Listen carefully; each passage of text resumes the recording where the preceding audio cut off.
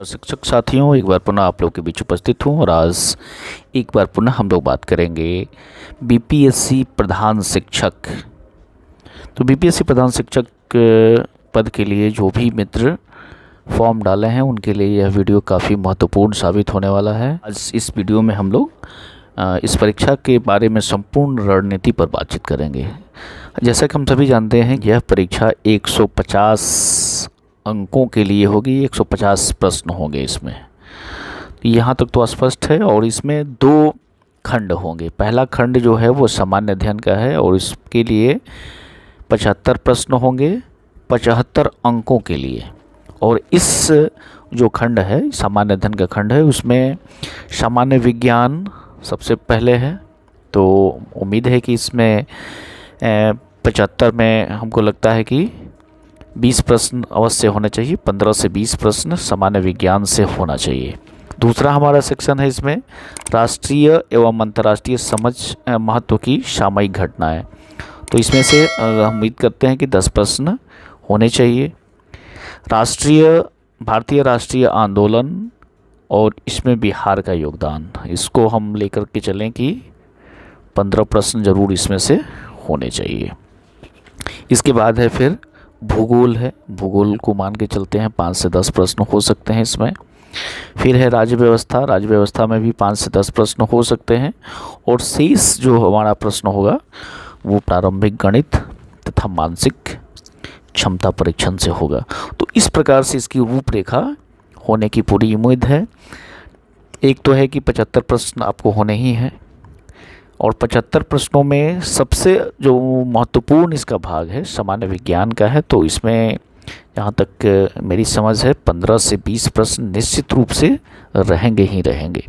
अब इसको हम लोग और डिटेल्स में देखें हैं कि उपयुक्त विषयों का विवरण इस प्रकार से है। कैसे है? तो सामान्य विज्ञान के अंतर्गत दैनिक अनुभव तथा प्रेक्षण से संबंधित विषयों सहित विज्ञान की सामान्य जानकारी तथा परिबोध पर ऐसे प्रश्न पूछे जाएंगे जिसकी किसी भी शिक्षित व्यक्ति से अपेक्षा की जा सकती है, जिसने वैज्ञानिक विषयों का विशेष अध्ययन नहीं किया है। विज्ञान से संबंधित जो प्रश्न होंगे वो बिल्कुल सामान्य स्तर के होंगे और 10वीं क्लास का जो स्टैंडर्ड होता है वो इसका मानक होता है। तो 10वीं क्लास के मानक स्टैंडर्ड को ध्यान में रखते हुए सामान्य विज्ञान से यहाँ पे फिजिक्स, केमिस्ट्री तथा बायो तीनों ही विषयों को आपको देखना होगा। इसके साथ साथ एग्रीकल्चर है उसको भी देखना होगा। इन्वायरमेंटल स्टडीज़ है उससे भी आ सकता है प्रश्न। तो इन सारी चीज़ों को आपको विशेष ध्यान रखना होगा। आगे बढ़ते फिर देखते हैं राष्ट्रीय और अंतर्राष्ट्रीय महत्व के वर्तमान घटनाओं पर बिहार सहित प्रश्न पूछे जाएंगे। बिहार के परिप्रेक्ष्य में कोई राष्ट्रीय या अंतर्राष्ट्रीय घटना जो भी चल रही है इससे प्रश्न पूछे जाएंगे। तो इसमें तो कुछ खास बात नहीं करनी है। करंट अफेयर्स को आपको देखना होगा, तैयारी करनी होगी अच्छे से। पिछले 6 महीने के करंट अफेयर्स को आप लोग बिल्कुल देख लेना होगा, थॉरली एकदम बिल्कुल। इसके बाद फिर है कि भारत के राष्ट्रीय आंदोलन के अंतर्गत 19वीं शताब्दी के पुनरुत्थान के स्वभाव, राष्ट्रीयता का विकास तथा स्वतंत्रता प्राप्ति से संबंधित प्रश्न पूछे जाएंगे। पर यहाँ परीक्षार्थियों से आशा की जाती है कि वे भारतीय स्वतंत्रता संग्राम में बिहार की भूमिका पर पूछे गए प्रश्नों के भी उत्तर दें। मतलब भारतीय राष्ट्रीय जो स्वतंत्रता संग्राम चला था उसमें बिहार की क्या भूमिका रही है, इस पर विशेष रूप से आपको तैयारी करनी होगी। इससे प्रश्न पूछे जाएंगे। इसके बाद है फिर कि भारत तथा बिहार का भूगोल। भारत का तो भूगोल है ही, खासकर बिहार का भूगोल। तो बिहार की मिट्टी, बिहार की जलवायु, बिहार के पवन, बिहार की नदियाँ, इन सारे चीज़ों पर आपको विशेष रूप से इसकी तैयारी करनी होगी। इसके अंतर्गत देश के सामाजिक आर्थिक भूगोल से संबंधित भी प्रश्न होंगे। उनके अलावा मतलब कि यहाँ सामाजिक भूगोल से भी होंगे और आर्थिक भूगोल से भी प्रश्न रहेंगे, जिसमें भारतीय कृषि, प्राकृतिक संसाधनों की प्रमुख विशेषताएं सम्मिलित की जाएंगी। तो ये भी काफ़ी इम्पोर्टेंट सेक्शन है। अगला है कि भारत की राज्य व्यवस्था के अंतर्गत भारतीय संविधान, देश की राजनीतिक प्रणाली, पंचायती राज विकास योजनाएं, इसमें ये सारी चीज़ें सम्मिलित होंगी। जो राज्य व्यवस्था का हमारा खंड है उसमें तो संविधान को पहले देखना सबसे ज़रूरी है, भारत के संविधान। फिर आपको पंचायती राज और विकास योजनाएं इसमें सम्मिलित होंगे, तो इन सारी चीज़ों को भी आपको थोरोली देख लेना होगा। ये काफ़ी इम्पोर्टेंट सेक्शन है। इसके बाद फिर है प्रारंभिक गणित और मानसिक क्षमता जांच पर प्रश्न। तो प्रारंभिक गणित मतलब यहाँ हुआ कि 10वीं क्लास के स्टैंडर्ड के जो भी गणित होंगे, व्यावसायिक गणित होंगे, जिसमें प्रतिशतता, लाभ, बाटा, सामान्य तथा चक्रवृद्धि ब्याज के अतिरिक्त और भी जितने 10वीं क्लास के स्टैंडर्ड के जो भी प्रश्न होते हैं, उन सारी चीज़ों को इसमें समाहित किया जा सकता है। साथ ही मानसिक क्षमता में वर्बल तथा नॉन वर्बल रीजनिंग को भी इसमें शामिल किया जाएगा। तो ये हमारा हुआ 75 प्रश्नों का खाका, जो कि सामान्य अध्ययन से संबंधित है। इसके बाद जो 75 नंबर के जो प्रश्न होंगे, जो कि काफ़ी इम्पोर्टेंट होंगे, जिसके बारे में हम लोग कई वीडियो बना चुके हैं, और वो है हमारा डीएलएड का खंड। तो डीएलएड के खंड में कई वीडियो हमने बनाया है, आपने उसको देखा भी होगा, उससे लाभ भी उठाया होगा। तो इसमें कुल 8 इकाई है, 8 इकाई में बटा हुआ है, और 8 इकाई में लगभग 50 से 60 चैप्टर है, अलग अलग चैप्टर है। इस पर हम लोगों ने कई वीडियो बनाए हैं और वीडियो चैप्टर वाइज बनाए हैं। तो इससे प्रश्न आपको बहुत अधिक तैयारी करने की ज़रूरत है। सामान्य अध्ययन तो है ही, लेकिन सामान्य अध्ययन से ज़्यादा इम्पोर्टेंट आपके लिए डीएलएड का खंड है। इम्पोर्टेंट इसलिए है क्योंकि इसी खंड पर आपकी मेधा सूची का निर्धारण होगा। तो इस खंड में 8 इकाई है और 50 से 60 चैप्टर है। जैसे पहली इकाई जो है हमारा है, उसके अंतर्गत ये 1, 2, 3, 4, 5, 6, 7, 8 इसमें चैप्टर दिए हुए हैं, जैसे कि बच्चे और बचपन, सामाजिक, सांस्कृतिक और ऐतिहासिक समझ। इस पर आपका एक वीडियो होगा और इस पर लगभग 8 से 10 प्रश्नों को यहाँ आप देख पाएंगे। फिर इसी तरह बाल अधिकारों का संदर्भ, ये लंबा चैप्टर है। उपेक्षित वर्गों से आने वाले बच्चों पर विशेष चर्चा के साथ। फिर हमारा तीसरा है शिक्षा, विद्यालय और समाज, अंतर संबंधों की समझ। चौथा है विद्यालय में समाजीकरण की प्रक्रिया, विभिन्न कारकों की भूमिका एवं प्रभावों की समझ। और चौथा है, फिर पांचवा है शिक्षा, सामान्य अवधारणा, उद्देश्य और विद्यालयी शिक्षा की प्रकृति। उसके बाद फिर है कि शिक्षा को समझने के विभिन्न आधार, क्या क्या आधार या दृष्टिकोण हो सकते हैं। तो दर्शन शास्त्रीय है, मनोवैज्ञानिक है, समाज शास्त्रीय है, शिक्षा का साहित्य है और शिक्षा का इतिहास है। तो ये सारे जो आधार हैं, दृष्टिकोण हैं, इसको यहाँ देखना होगा, इससे प्रश्न बनेंगे। फिर है ज्ञान की अवधारणा, दार्शनिक परिप्रेक्ष्य में ज्ञान की अवधारणा क्या है, इससे भी प्रश्न बनेंगे। तो कुल इस इकाई से आपको 8 से 10 के बीच में प्रश्न बन सकते हैं, जिसे आपको देखना बहुत ज़रूरी है। इसके बाद का जो इकाई है यहाँ पे है, ये भी लंबा इकाई है, महात्मा गांधी हिंद स्वराज, सामाजिक दर्शन और शिक्षा के संबंध को रेखांकित करते हुए। तो हिंद स्वराज के संदर्भ में सामाजिक दर्शन और शिक्षा के जो संबंध है आपस में, उसको यहाँ पे देखना है। गिजुभाई बेधका, दिवा स्वप्न, शिक्षा में प्रयोग, ये विचार को रेखांकित करते हुए एक छोटा सा ये है गिजुभाई बेधका का दिवा स्वप्न के बारे में हम लोग देखेंगे इसको। फिर है रविन्द्रनाथ टैगोर, शिक्षा सीखने में स्वतंत्रता एवं स्वायत्तता की भूमिका को रेखांकित करते हुए। मारिया मोंटेसरी, ग्रहणशील मन पुस्तक से विकास के क्रम, ये एक शीर्षक है। इस शीर्षक में बच्चों के सीखने के विशेष पद्धति को यहाँ पे रेखांकित किया गया है, तो इससे प्रश्न पूछा जा सकता है। फिर अगला है ज्योतिबा फुले हंटर आयोग 1882 को। इसमें जो बयान दिया गया है कि शैक्षणिक, सामाजिक और सांस्कृतिक असमानता को रेखांकित करते हुए हंटर आयोग में ज्योतिबा फुले ने जो बयान दिया है, उसको हम लोग को यहाँ पे देखना है। इसके बाद जाकिर हुसैन, एक शैक्षिक लेख है इनका, उसको देखना है। बाल केंद्रित शिक्षा के महत्व को रेखांकित करते हुए जो उन्होंने लेख लिखा है जाकिर हुसैन ने, उसको फिर देखना है। जे कृष्णमूर्ति दार्शनिक थे।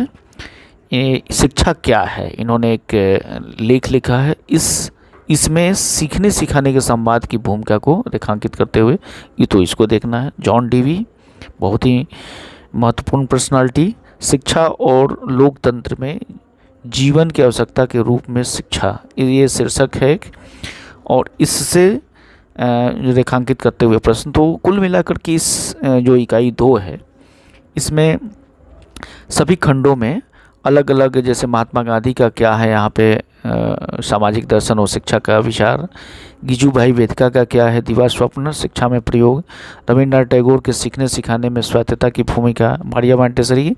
तो बहुत लंबा नहीं है ये, इसमें जितने कुछ दिए हुए हैं ये सभी महापुरुषों के का जो बयान है, उनका लेख है, इसको सिर्फ देख लेना है और इससे निकलने वाले प्रश्नों को देख लेना है। तीसरा जो हमारा इकाई है यहाँ पे है पाठ्यचर्या और पाठ्यक्रम, ये अवधारणा और विविध आधार जो इसका है उसको देखना है। पाठ्यचर्या में कार्य और शिक्षा की भूमिका, कार्य केंद्रित शिक्षण शास्त्र की समस्या, इसको देखना है। बचपन को प्रभावित करने वाले मनोसामाजिक कारण देख लेना है, बहुत इंपॉर्टेंट है। बाल विकास, अवधारणा विकास के विविध आयाम प्रभावित करने वाले कारक, इसको देखना है।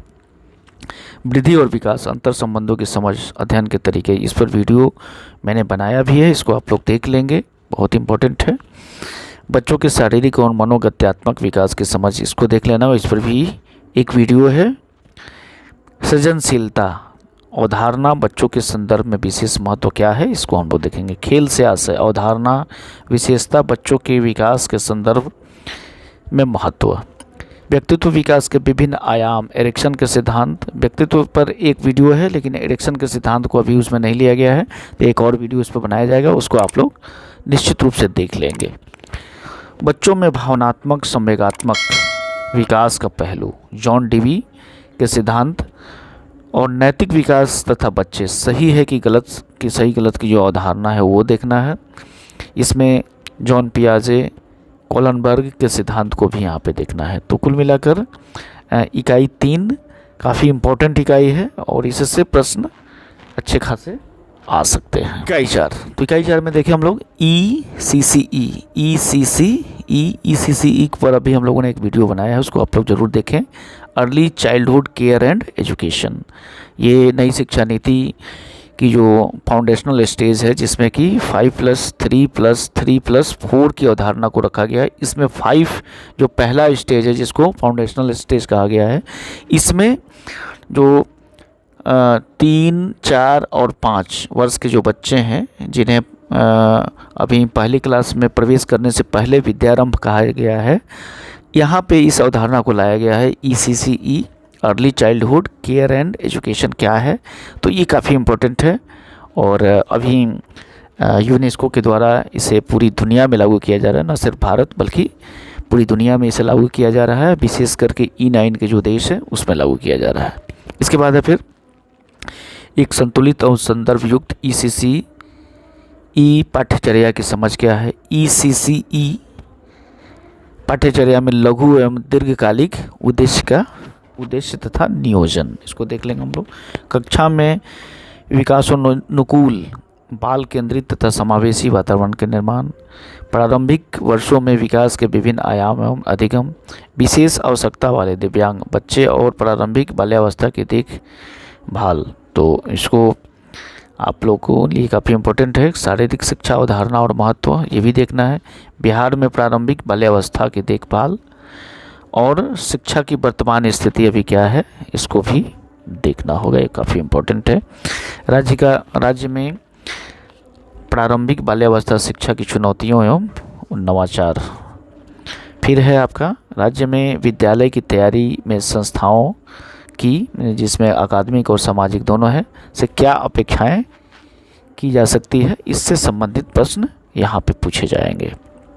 फिर इकाई 5 में अगर हम लोग आए तो देखते हैं कि विद्यालय संस्कृति के संगठनात्मक पहलू, अवधारणा, संरचना, घटकों की आलोचनात्मक समझ है।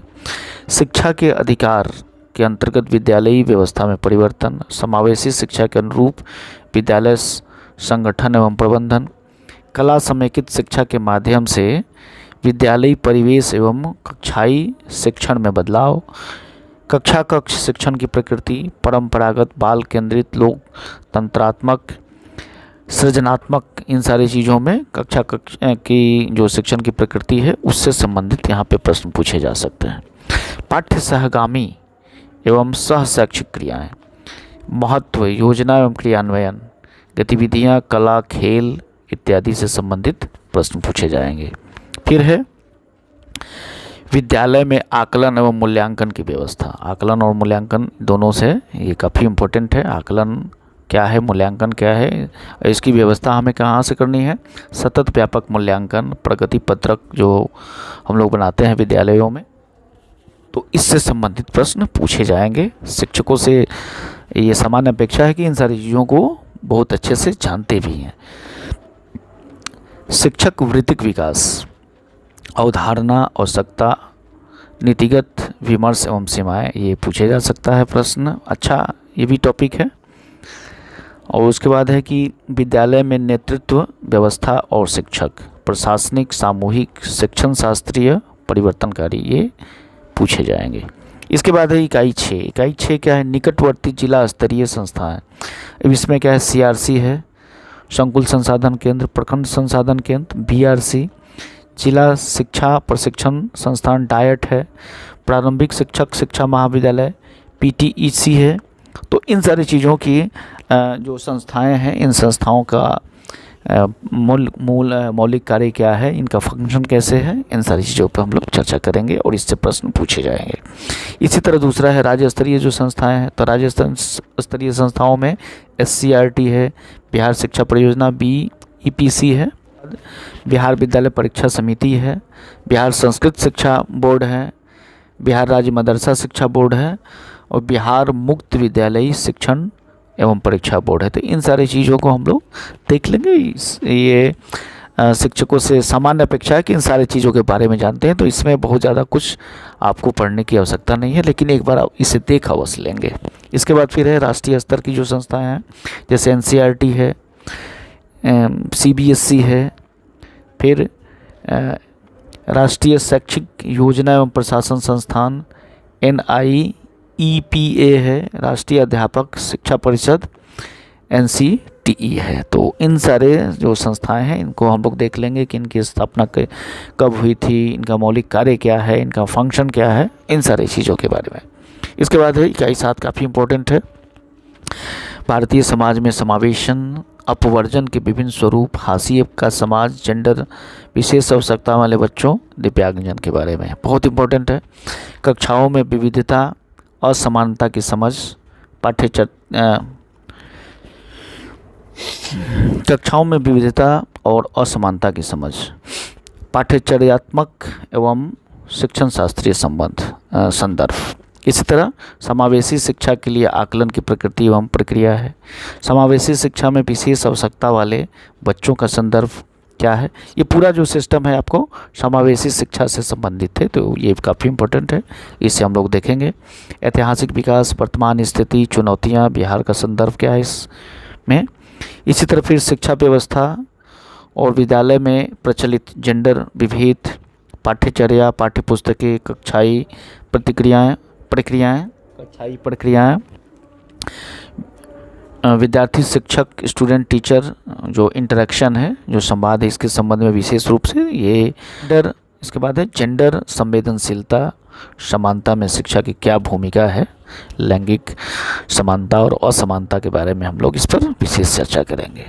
समता, समानता और सामाजिक न्याय के लिए शिक्षा, अवधारणा, आवश्यकता और अवरोध, इस पर चर्चा करेंगे हम लोग, काफ़ी इम्पोर्टेंट टॉपिक है।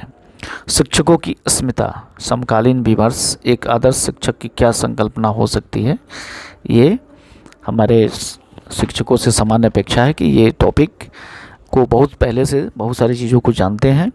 इस पर वीडियो अलग से बनेगा, आप लोग इसका अनुसरण अवश्य करेंगे और उम्मीद है कि काफ़ी आप लोग लाभ भी उठाएंगे। जो हमारा 8वीं इकाई है वो है राष्ट्रीय पाठ्यचर्या की रूपरेखा 2005, इस पर पहले से एक वीडियो है, आप लोग जा कर के उसे अवश्य देख लेंगे मेरे चैनल पर। बिहार पाठ्यचर्या की रूपरेखा 2008 इस पर नहीं है, इस पर बनाया जाएगा। विशेष संदर्भ में क्या है, तो विज्ञान, पर्यावरण, गणित, भाषा और सामाजिक विज्ञान, शिक्षण शास्त्र की समझ, इस पर हम लोग देखेंगे।